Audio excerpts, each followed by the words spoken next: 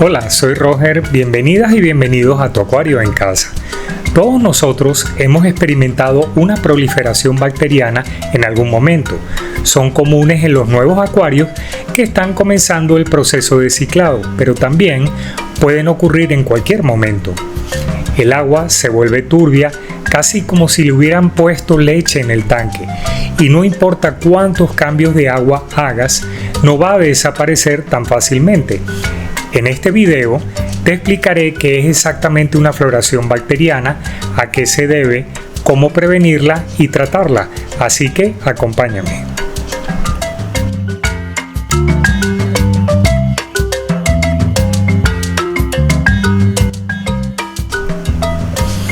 Ya a estas alturas tienes claro qué es el ciclo del nitrógeno, pero si estás instalando un nuevo acuario y no conoces de qué se trata, te recomiendo que veas el video del ciclo del nitrógeno, en el que te explico detalladamente en qué consiste este proceso tan vital para la vida de nuestros acuarios.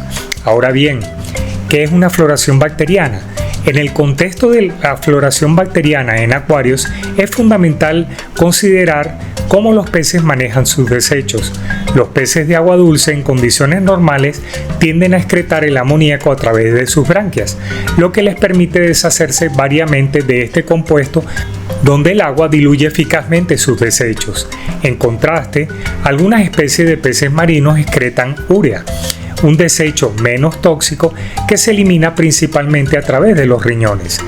Estas diferencias en la excreción de desechos nitrogenados, dependiendo del tipo de pez y su hábitat, puede influir en la calidad de agua y por ende en la proliferación de bacterias en el acuario. Pero ¿qué bacterias son las encargadas de transformar estos desechos? Si clasificamos a las bacterias que habitan en nuestro acuario, en función de su nutrición y cómo tienen su energía para vivir, las podemos dividir en dos grupos. Las bacterias autótrofas, que son aquellas capaces de obtener su propio alimento a partir de sustancias inorgánicas, como el amoníaco y los nitritos, y son las comúnmente llamadas bacterias benéficas. El segundo grupo de bacterias son las heterótrofas, que son las que se alimentan de materia orgánica. Las bacterias heterótrofas que habitan en la columna de agua de nuestros acuarios y descomponen la comida no consumida, los desechos de los peces, la materia vegetal muerta, etc. en amoníaco, como principal producto de desecho nitrogenado. Al iniciar un acuario, las bacterias heterótrofas son las primeras en colonizarlo, ya que desde el momento en que introducimos agua en el acuario puede haber pequeñas cantidades de materia orgánica disuelta o en suspensión que no vemos, así como en el sustrato, plantas o las decoraciones que colocamos en el acuario. También muchos productos comerciales que se utilizan para ciclar un nuevo acuario contienen principalmente bacterias heterótrofas. Estas bacterias ayudan a acelerar el proceso inicial de ciclado, aunque no completan el ciclo del nitrógeno por sí solas. En los acuarios nuevos, las heterótrofas comienzan a poblarlo rápidamente y con el tiempo, a medida que el acuario se establece, las bacterias nitrificantes que se alimentan del amoníaco producido comenzarán a colonizarlo. Al contrario de lo que muchos creen y he visto en otros canales, son las bacterias heterótrofas vivas y no muertas las que habitan en la columna de agua y las causantes de la floración bacteriana, y no la proliferación de las bacterias nitrificantes. Estas últimas, si bien pueden estar suspendidas en el agua, requieren de una superficie como los medios de biofiltración para reproducirse. En casos muy aislados, pueden llegar a causarla otro tipo de bacterias, como las cianobacterias, que son un tipo de bacterias fotosintéticas, pero que estas no intervienen en el ciclo del nitrógeno. Quisiera que esto quedara claro. Las autótrofas se reproducen mucho más rápido. Hablamos que su reproducción es exponencial en unos 15 a 20 minutos, mientras que las autótrofas pueden tardar de 15 a 24 horas en reproducirse. Esta reproducción acelerada es lo que provoca la proliferación de bacterias heterótrofas en un acuario y casi siempre son causadas por una acumulación de desechos orgánicos en el sustrato, que es lo que ocurre en la mayoría de los casos, sino en todos. Digo casi porque es importante diferenciar entre una floración bacteriana heterótrofa y otros problemas, como la muerte bacteriana cuando las condiciones de agua cambian drásticamente afectando a las bacterias beneficiosas, o un ciclo de nitrógeno incompleto producto de un desequilibrio en él, donde las bacterias nitrificantes no se han establecido adecuadamente. Las floraciones bacterianas son típicamente el resultado de condiciones de exceso de nutrientes, mientras que estos problemas pueden ser causados por cambios bruscos en el entorno del acuario. Ahora bien, ¿qué causa la floración bacteriana? Son comunes en acuarios en los que aparentemente no hay presencia de sustancias orgánicas, por ejemplo, cuando todo lo que hay en el acuario es agua y amoníaco para un ciclo sin peces. Esto se debe a la decloración del agua, que permite que ésta sustente poblaciones bacterianas. Las heterótrofas que se ponen a trabajar inmediatamente en la materia orgánica que puede contener el agua misma, aunque ésta no sea visible. Por lo que la floración, si se produce o no, dependerá del nivel de materia orgánica que contenga el suministro de agua, o bien la que hayamos introducido en el acuario. La sobrealimentación, los peces muertos o la materia vegetal muerta provocarán un aumento en la reproducción de las heterótrofas para descomponer los desechos orgánicos, y al reproducirse demasiado rápido provoca esta proliferación bacteriana.